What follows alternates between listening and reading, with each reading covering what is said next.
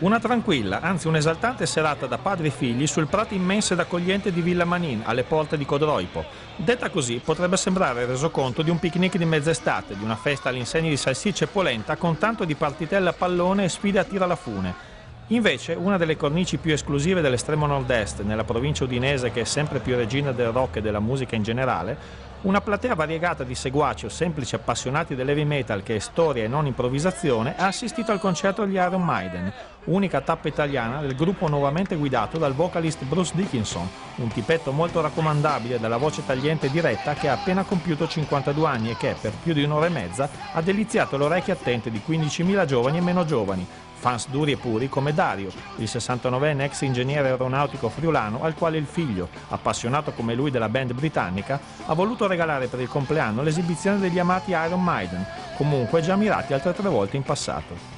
E già, proprio una serata da padri e figli sotto un cielo senza età e senza ruoli, senza obblighi e senza pregiudizi confezionati da un mondo che ci impone di essere anche se non siamo.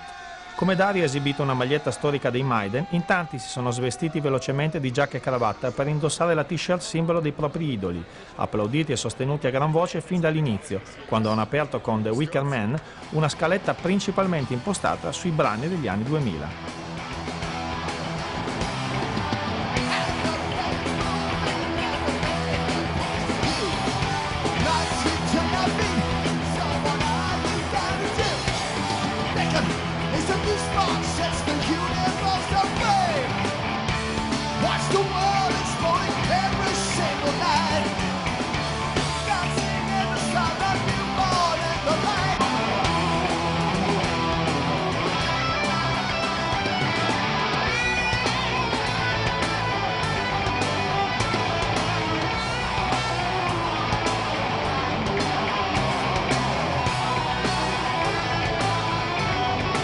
Così la scenografia semplice ma efficace, all'insegna di figure tenebrose proiettate sullo sfondo, giganteschi mostri materializzatisi sul palco e di salti da ginnasta di Dickinson, hanno accompagnato la centellinata presentazione dell'inedito nuovo album, The Final Frontier, rappresentato da un unico brano, Eldorado, i più apprezzati pezzi degli ultimi 10 anni, compreso un intenso Brave New World, e le divagazioni sui brani mitici degli anni 90 con Fear of the Dark e soprattutto degli anni 80 con, tra gli altri, Wrathshield, The Number of Beast e lo strepitoso finale dedicato a Running Free, il loro primo singolo del 1980. Defilato ma sempre presente, l'organizzatore Loris Tramontin di Azalea Promotion si è goduto l'ennesimo successo del 2010 in Friuli Venezia Giulia, un sold out come per gli AC/DC a maggio allo stadio Friuli di Udine. Numeri da 1000 una notte a stagione ancora in corso, il bilancio dell'offerta Music and Live ideata dal vicepresidente della regione Luca Ciriani è perfino superiore alle attese, con oltre il 65% degli spettatori turisti provenienti dall'estero e buona parte del rimanente da fuori regione,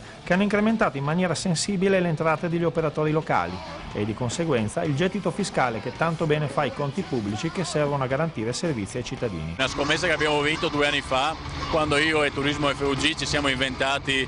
l'idea di Music and Live, cioè di abbinare alla musica la grande promozione turistica della nostra regione. È nata la stagione dei grandi concerti dell'anno scorso con Madonna e Coldplay, Bruce Springsteen. Quest'anno abbiamo ripetuto con gli AC/DC a maggio e oggi è il turno degli Iron Maiden, unica data in Italia. Puntavamo proprio a questo, a grandi eventi di artisti internazionali in grado di attrarre persone soprattutto da oltre confine, e soprattutto c'è un passaparola straordinario tra i giovani, ma non solo tra i giovani, tra gli appassionati di tutti i tipi di musica, rispetto al fatto che il Friuli Venezia Giulia è diventato una grande realtà della musica internazionale. Tutto questo è venuto in pochissimi mesi grazie appunto all'entusiasmo nostro, degli operatori, dei promoter, tutta una squadra di gente straordinaria che ha fatto di Udine, ma di tutta la regione, una delle grandi piazze del rock mondiale. Annata concertistica memorabile in Friuli Venezia Giulia, dagli AC/DC agli Iron Maiden, passando da Mika, Motorhead, Litfiba, Mario Biondi, Morciba e molti altri, con il calendario ancora caldissimo che propone a breve termine appuntamenti ad alto impatto,